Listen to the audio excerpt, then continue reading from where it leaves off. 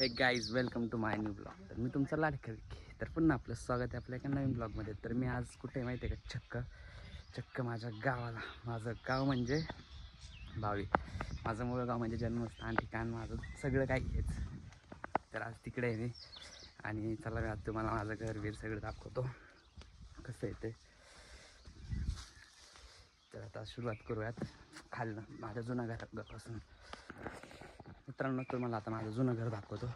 तर हे दिसतंय का, हे जुनं घर आहे. काय मग बरं आहे का? नको चल खाली. अरे इकडे चल, कुठे तिकडे चालला? आवरत नाही खाली घर. मित्रांनो चला आता मी तुम्हाला माझं खाली जुनं घर दाखवतो. आणि हे आमचे लहान बंधू म्हणजे आमचे लहान चुलते आहेत ना, त्यांचे त्यांचं लहान 3 नंबरचा मुलगा आहे. त्याचं नाव सोमनाथ. त्याला आम्ही सोमा म्हणतात.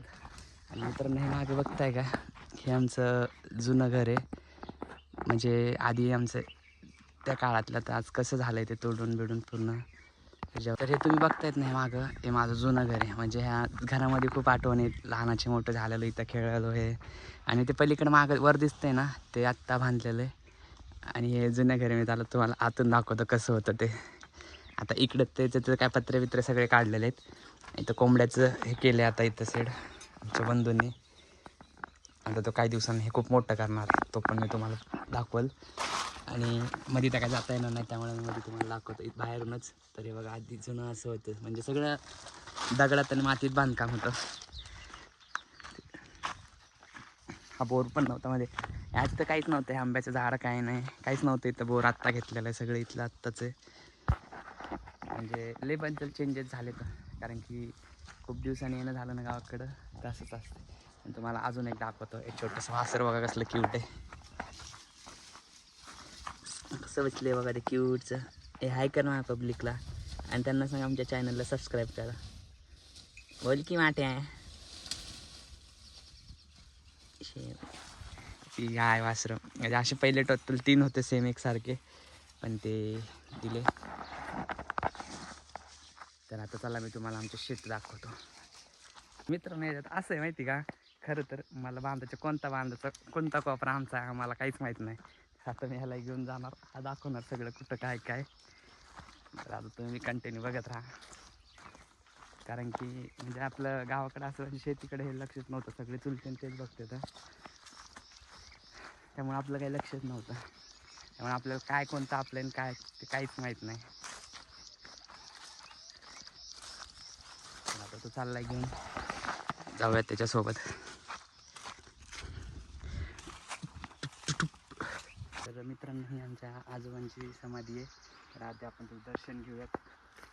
वायर कशी टाकली इथं,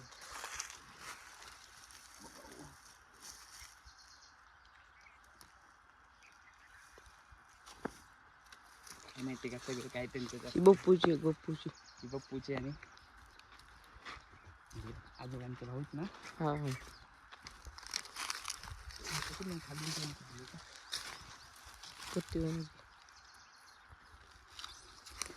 तर चला आता आपण जाऊयात खाली फिरायला. विहिरीचं काम अजून चालू केलं का? तर चलो आता आपण जाऊयात. इथून कुठं जायचं बा, जाई नाही तर येईल.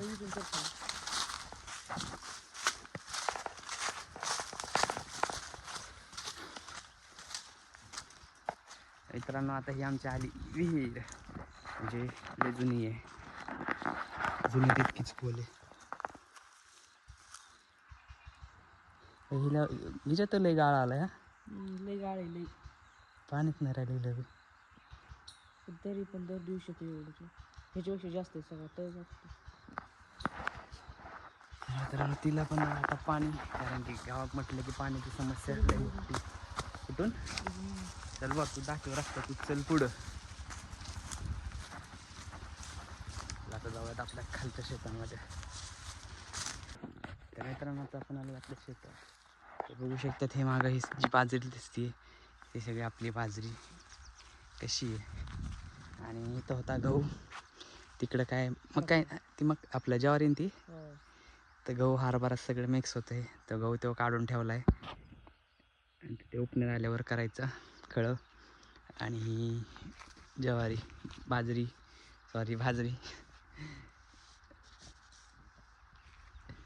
आता बाकीचे राहणं तिकडे वर आहेत मळ्यात. तर कसं आहे तर तुम्ही कमेंटमध्ये सांगा.